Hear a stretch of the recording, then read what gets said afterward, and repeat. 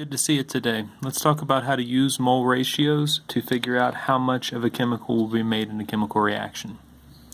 First thing we have to look at is the chemical reaction. Now this is not balanced yet.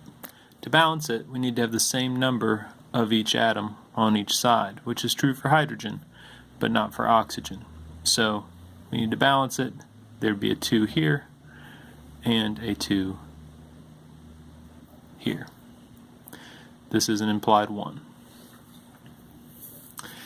This is called a BCA table, a before, change, after table. And a problem would tell you how many moles you had before or after, or something along those lines. For this problem, we're saying we have 4 moles of hydrogen and 4 moles of oxygen. Our question is, how much water are we going to have afterwards? So that's going to take a little bit of calculations to figure out. Let's look at a couple different situations. In the first situation, we have 4 moles of hydrogen. So this we need to convert to moles of water.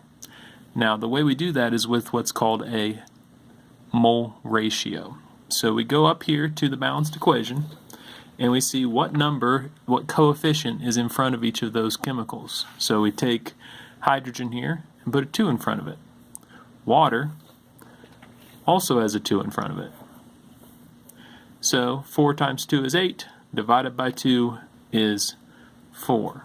So that would make 4 moles of water if we base it off of the hydrogen. But what if we base it off of the oxygen? So O2 is here.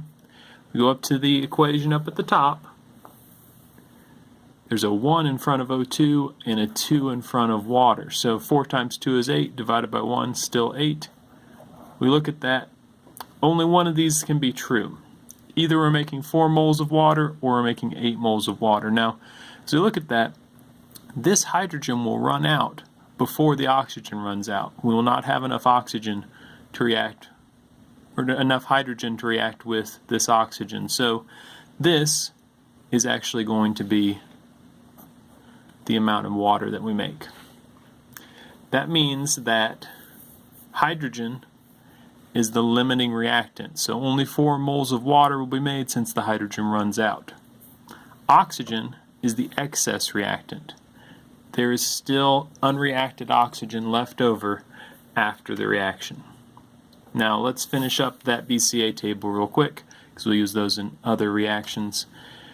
We gained, the change is we gained 4 moles of water.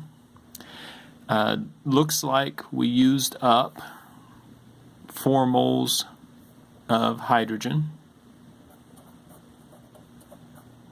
So we have 0 moles of hydrogen left over afterwards. We only used up, well, let's think about that for a second. I think we only used up 2 moles, right? Because only half of them reacted.